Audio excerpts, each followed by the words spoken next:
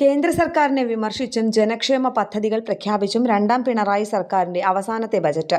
ധനമന്ത്രി കെ.എൻ. ബാലഗോപാൽ നിയമസഭയിൽ അവതരിപ്പിച്ച ബജറ്റിൽ സംസ്ഥാന സർക്കാർ ജീവനക്കാർക്കും പെൻഷൻകാർക്കും ആശ്വാസമായി 12ാം ശമ്പള പരിഷ്കരണ കമ്മീഷൻ പ്രഖ്യാപിച്ചു. കമ്മീഷൻ 3 മാസത്തിനകം റിപ്പോർട്ട് സമർപ്പിക്കണം. ജീവനക്കാരുടെ ദീർഘകാലമായുള്ള ആവശ്യങ്ങൾ പരിഗണിച്ചുകൊണ്ടുള്ള സുപ്രധാനമായ നീക്കമാണിതെന്ന് അദ്ദേഹം വ്യക്തമാക്കി. DA കുടിശ്ശിക 3 മാസത്തിനകം സമയബന്ധിതമായി കൊടുത്തു തീർക്കുമെന്നും മന്ത്രി അറിയിച്ചു. സർക്കാർ പൊതുമേഖലാ ജീവനക്കാരുടെ കുടിശ്ശികയുള്ള മുഴുവൻ DAയും നൽകാൻ തീരുമാനിച്ചതായും മന്ത്രി അറിയിച്ചു. ഇതിന്റെ ഭാഗമായി ഒരു ഗഡു DA ഫെബ്രുവരി മാസത്തെ ശമ്പളത്തോടൊപ്പം വിതരണം ചെയ്യും.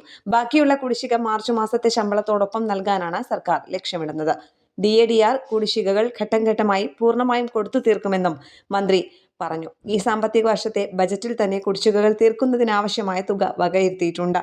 കൂടാതെ ജീവനക്കാർ ഏറെ പ്രതീക്ഷയോടെ കാത്തിരുന്ന ഹൗസ് ബിൽഡിംഗ് അഡ്വാൻസ് പുനഃസ്ഥാപിക്കുമെന്നും ധനമന്ത്രി തന്റെ ബജറ്റ് പ്രസംഗത്തിൽ പ്രഖ്യാപിച്ചു. കൃത്യമായ ആസൂത്രണത്തിലൂടെ ജീവനക്കാരുടെ ആനുകൂല്യങ്ങൾ സമയബന്ധിതമായി ലഭ്യമാക്കാനാണ് സർക്കാർ ശ്രമിക്കുന്നതെന്ന് അദ്ദേഹം കൂട്ടിച്ചേർത്തു. കേന്ദ്ര സർക്കാർ തൊഴിലുറപ്പ് പദ്ധതിയിൽ മാറ്റം വരുത്തിയെങ്കിലും കേരളം പദ്ധതി മുന്നോട്ട് കൊണ്ടുപോകുമെന്നും ധനകാര്യമന്ത്രി വ്യക്തമാക്കി. തൊഴിലുറപ്പ് പദ്ധതിക്കായി സംസ്ഥാനത്തിന്റെ അധിക വിഹിതമായി 1000 കോടി രൂപ കൂടി നീക്കിവെക്കുന്നതായി ധനകാര്യമന്ത്രി വ്യക്തമാക്കി.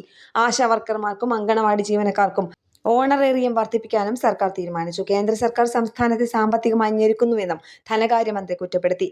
വോട്ട് ചോരി മാത്രമല്ല നോട്ട് ചോരിയും നടക്കുന്നുണ്ടെന്ന് ധനകാര്യമന്ത്രി ചൂണ്ടിക്കാണിച്ചു. മറ്റു സംസ്ഥാനങ്ങൾക്ക് 50% നൽകുമ്പോൾ കേന്ദ്രം നികുതി വിഹിതമായി കേരളത്തിന് 25% മാത്രമാണ് നൽകുന്നതെന്നും ധനകാര്യമന്ത്രി ചൂണ്ടിക്കാണിച്ചു. അതിവേഗ റെയിൽപാത പദ്ധതിയുടെ പ്രാരംഭഘട്ടത്തിനായി 100 കോടി രൂപ വകയിരുത്തി. 4 ഘട്ടങ്ങളിലായി RTS അതിവേഗ പാത നടപ്പാക്കുമെന്ന് മന്ത്രി വ്യക്തമാക്കി. നഗര മെട്രോകളെ ബന്ധിപ്പിക്കുമെന്നും ധനമന്ത്രി കെ.എൻ. ബാലഗോപാൽ പറഞ്ഞു.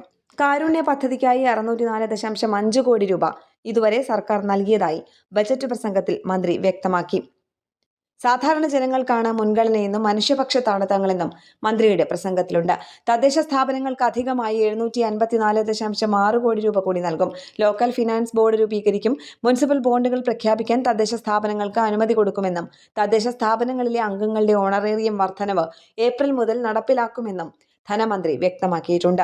IT മേഖലയ്ക്കായുള്ള തുക 548 കോടി രൂപയായി വർദ്ധിപ്പിച്ചു.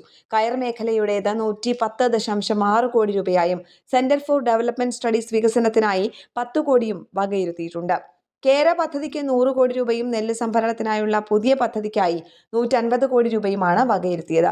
കാർഷിക സർവകലാശാലയ്ക്ക് 72 കോടി, സമഗ്ര പച്ചക്കറി വികസനം 78.45 കോടി, നാളികേര വികസനം 73 കോടി, വിള ഇൻഷുറൻസ് പദ്ധതിക്ക് 33.46 കോടി, പഴവർഗ്ഗങ്ങൾ പൂക്കൾ വികസനം 20.92 കോടി, മണ്ണിന്റെ ആരോഗ്യ പരിപാലനത്തിന് 31.15 കോടി എന്നിങ്ങനെയാണ് കാർഷിക മേഖലയ്ക്കായി വകയിരുത്തിയിട്ടുള്ളത്. ന്യൂസ് ഡെസ്ക് കേരള പ്രണാമം.